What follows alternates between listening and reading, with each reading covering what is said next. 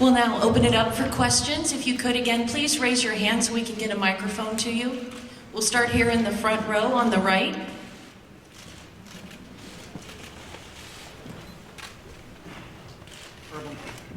Urban, how much have you talked to your team about the 2014 example, and what effect do you think that might have for this group?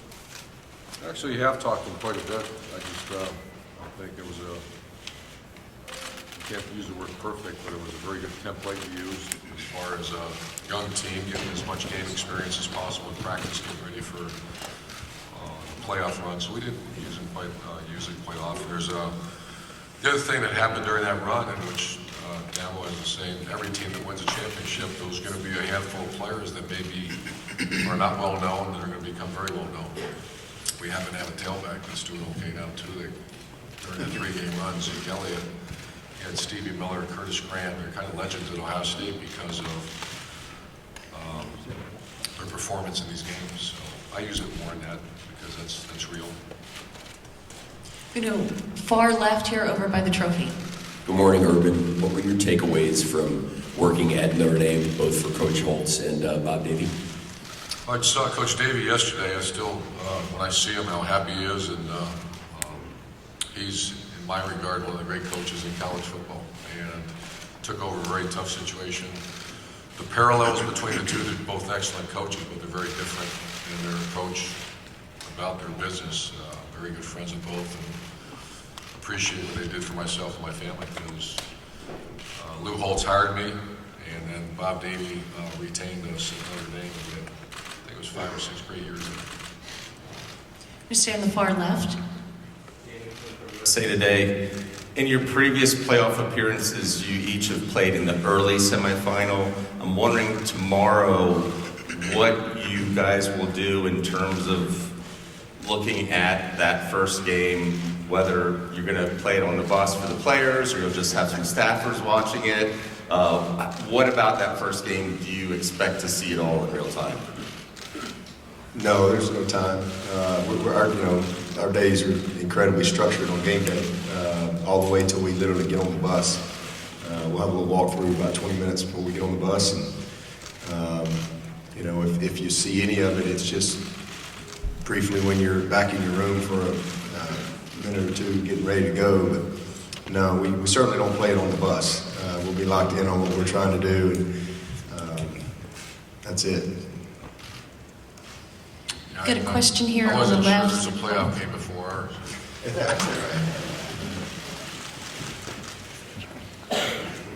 Question here, second row on the left. Hi, congratulations to you both for getting to the national playoffs. My name is Sports Tales from On the Move with Sports Tales, and this is to both of the coaches.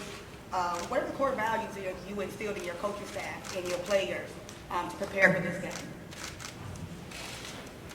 What are the core values that we What are your core values that you instilled into your coaching staff and to your players to get to this level as well as to the Fiesta Bowl? Well, pretty deep question. It'll take a while to answer that, but I'll just speak on behalf of our team, is that I always want to have a team that's not worried about making mistakes. And we call that 4 to 6 A to B, that's length of the play. And I've never been part of a game that the team that didn't play the hardest did not win. The second one is power the unit, and that's we have 9 units. If we can perform when talent is equated or sometimes better than yours, you have to perform with every unit playing at a high level. And the last one is competitive excellence, and it's just the reason we practice so hard is because when your number's called, you got to make that play, and it's not because of the lucky T-shirt or good fortune. It's because of practice. That's in a nutshell. You mean the game day underwear? That's not a key ingredient? I'm not saying I don't wear them. That has nothing to I mean, I thought it was the lucky underwear. We all, and I read that in the book, by the way. Awesome. 4 to 6 A to B. I've got 9 units. I'm getting it. Hey, the guys won 1 million games for a reason, so I'm no dummy. For us, we just keep it simple. We really make it the same as far as, and I think you have to. I mean, we all know the magnitude of the moment in the game, but and I think Coach would agree, you have to prepare for every opponent and respect every opponent, but you have to have a formula of preparation, a formula of excellence is what we call it. And for us, it's preparing with purpose every day. Because when you do that, then you have a sense of urgency, which brings about an attention to details. And then from a football standpoint, it's not just great effort. It's great effort with an emphasis on technique. You can run around and give great effort, but if your technique stinks, you're not going to have good execution. And then it's just all-in commitment to do the best you can do. I mean, that's all you can do, is be able to look in the mirror at the end of the day and know that you controlled what you control, that you did the very best you can do. And that's really what we focus on, regardless of who we play. We all know when you play teams like Ohio State, the margin for error gets really small because they have great players and great coaches, and you just don't have a lot of room for error. But the formula is still the same. It's prepare with purpose every day. That's because you're competing in everything, your meetings, your sleep, how you think, everything. And then it's a game of effort, but it's technique. It's how you do your job. And then it's just being fully committed to being the best that you can be, doing your best each and every day, each and every play. Get a very far left. Dabo, what is it about Deshaun Watson, beyond the stats and beyond what we see, that makes him a special player? Well, I think you see, obviously, his skill set. I would think that you would see his poise. And those, to me, his poise really makes him incredibly unique because he just never changes. But it's who he is as a young man that you don't really know until you're around him. Most people just see a great player. He handles himself the right way and all that. But who is he really when you pull the curtain back and you're around him where nobody's looking? And that's what makes him special. It's who he is when nobody's watching. And just really a great human being that just happens to be a good football player. And that's what I love about him. We're going to Tim May here on the right. Yeah, Urban talked a lot about 9 units strong, things like this. That's what you need going into this game. What is your sense right now of confidence that that's going to happen? And number two, do you ever feel, you're 61-5 at Ohio State, do you ever feel confident totally going into a game like this? What are your last minute thoughts, I guess, as you get into something like this? I think that's a great question. I think you feel confident when you have better players than your opponent. It's not rocket science to figure that out. Obviously, when talent becomes equated, that's that whole 9 strong philosophy that, as Dabo said, the margin for error is going to be very slight, and there's a fine line between over-preparation, where you have them so worried about clusters, about different schematic things, and players quit playing as hard as they can. So that's the fine line that we've been juggling right now. But you said, what's the confidence factor? Usually pretty confident when we get better players than the opponent. When you don't, then it's it's all about the preparation and making sure they're playing as hard as they can. Far left again. Stuart Mandel from Fox Sports. For both of you, Stanford will play its bowl game today without Christian McCaffrey. You guys have every year a lot of highly regarded NFL prospects. In the unlikely event you ever miss the playoff again, are you concerned at all that some of your guys might take that same path? Well, I have not experienced that before as a coach, but it's a copycat world, I guess. So it could come, I guess, somewhere down the road. But I think, again, as I said a couple of times already, I'm not going to sit in judgment of other people. I don't know their circumstances. I don't know, what led to those decisions and things like that. Sometimes you don't, as outside, you don't know what a guy's doing every week to get himself ready to play. Maybe he's battling through an injury, things like that. I don't really know. But I think all things being even, to me, and that's why I'm not for a 8+ team playoff and all that, because now you got a lot of people sitting at home. You got a lot of teams that there's nothing wrong with ending your season on a win. And, I think that's what makes college football unique. But at the end of the day, I think if that's the case, you just shouldn't play your senior year. If You know, I mean, you can get hurt in any game, and to me, every game is huge. And I said the other day, if we don't beat Troy in September, we're not sitting here. Every game is big, and I think that it's about team, and always have, and I think that there's always risks involved when you play this game. And certain players always have insurance policies and things like that, but I think they're all big, and I think to have an opportunity to go play is huge, but I think guys have to make their own decisions, and as coaches, at the end of the day, I just need 11. That's it.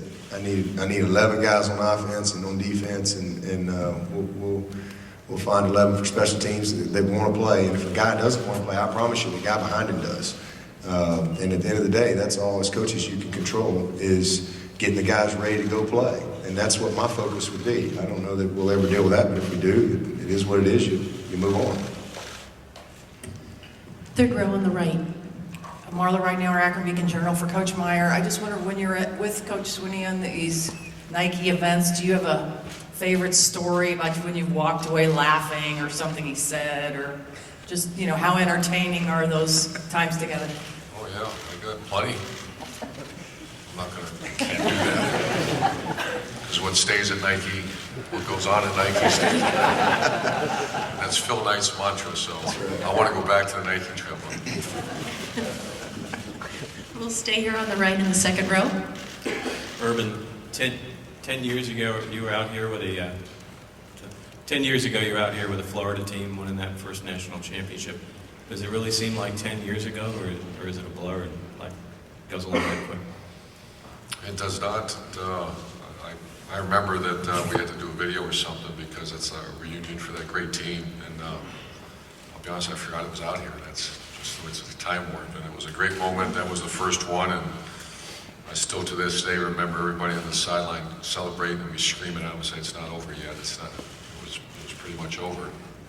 And then we ran a bubble screen with about a minute and a half left to Percy Harvin, and he nudged the ball past the first down marker, and I thought, even us, we can't screw this up now. And when just the knees started shaking, and it was a special moment, though. And I think the great John Madden said it best, is that, Bill Parcells said it, that once a team wins a championship of that magnitude, you're forever, it's like a blood transfer, you're forever brothers, and that's the case. We're still very close. On the left here, front row. Todd Summers, WSBA TV. Coach Swinney, what do you remember back in 2013 when you had Raekwon and Jalen at your camp? And they told us earlier this week that it was at that camp they started talking and deciding between Clemson and Ohio State, and ultimately settling on Buckeyes. What do you remember about that? A great young man, first of all, and the reason everybody was recruiting them was because they were phenomenally talented young players, but just good young men, good families.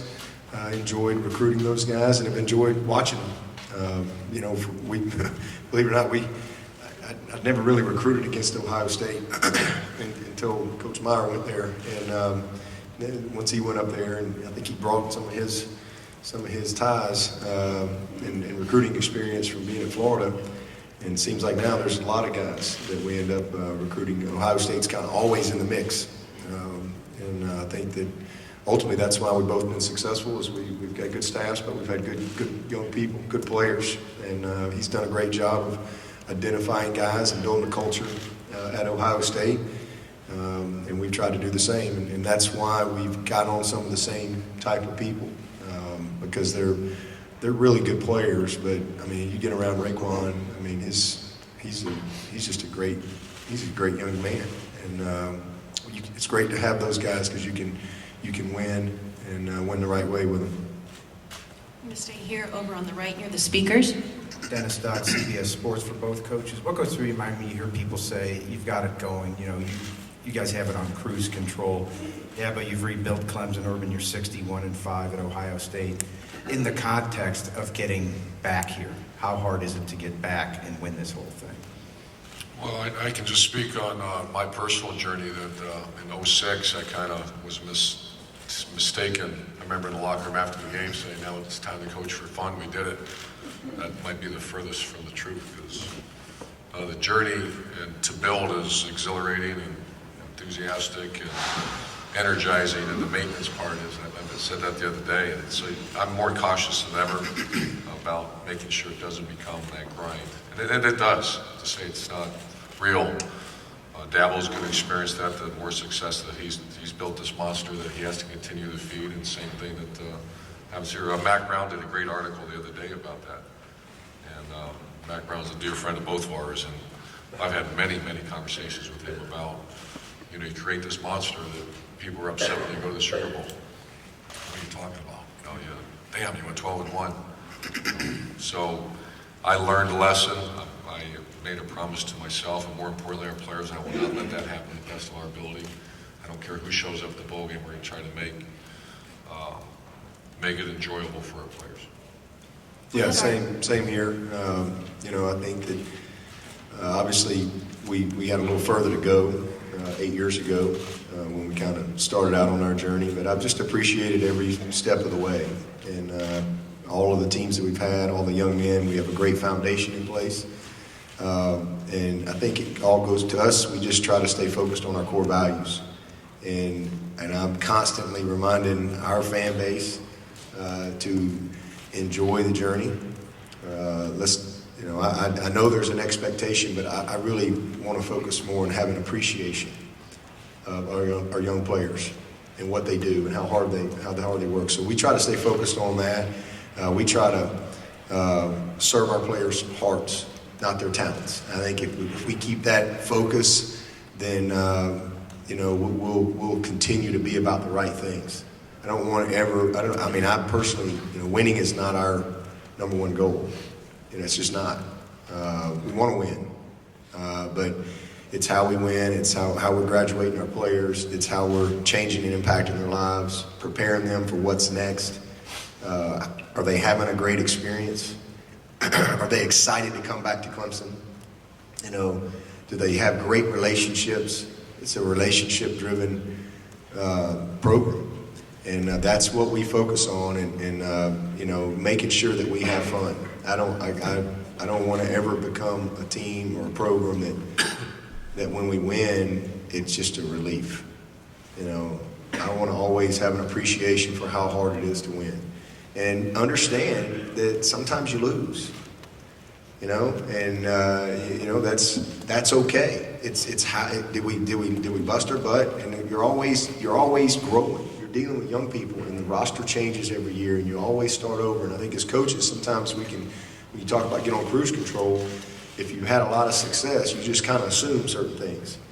But you can't do that. You have to me, you start over every year and you reinstall your core values of who you are as a program and why. And maybe those seniors have heard it 3 times, but you know what? They didn't get it all as a freshman and sophomore, as a junior, but by the time they leave as a senior, they're telling the same stories. And 15 years later, they're repeating those stories. Well, now they got it. And so I just think you got to stay committed. And for us, it's making sure that we stay focused on the right things. We'll have our last question here over on the far left. Ralph Russo, the Associated Press. Dabo, kind of building off of the last question, Coach Meyer was describing what he felt like when he won a national championship. It's pretty much the only thing that Clemson hasn't done that all these other great programs have done. I'm wondering, when he's describing his feeling for after having won a national championship, what your thoughts were. Description. Well, I can visualize that. I mean, I've been there. He's exactly right. You know, I've had some teammates this week come out to practice that you know, I played with at Alabama. And I know what it's like to reach that moment. And he's right. You're brothers for life. And when you do something like that together, you never forget that, ever. And I mean, we had a reunion back in May, and it's been 20 plus years, but it was just like yesterday. I mean, immediately you see these guys. Some of you haven't seen them in 10, 15 years, and it's like you were sitting back at Brown Hall with them yesterday. And that's what an accomplishment like that does. It is a bonding experience. It's an unbelievable pinnacle. And you know, for me, a lot of times people ask me, like, what's one of my greatest memories, you know, as a player and stuff. And I think a lot of people expect me to say, well, maybe it was some play or, you know, the national championship game itself or whatever, and that was great. But that's really all fleeting. It's really the journey to get there. It's the grind, it's the work that you put into it, it's the overcoming of adversity, but it's the moment in that locker room when you're with a group of people that have gotten it done and laid it on the line. And there's just nothing like it. You just can't describe it. And if you could bottle that up and take that out into the world, man, you dominate. And it's because it's a special bond and love, and it's awesome to be a part of. So, you know, I can definitely see it and visualize that, and hopefully we'll have our opportunity to hold the trophy up one of these days. We're going to keep getting into the batter's box and keep swinging, and hopefully one of these days we'll get it done. And we got a chance this year, but they don't give those things away, man. You got to go earn it and play well, and you got to beat the best, and that's what we're playing.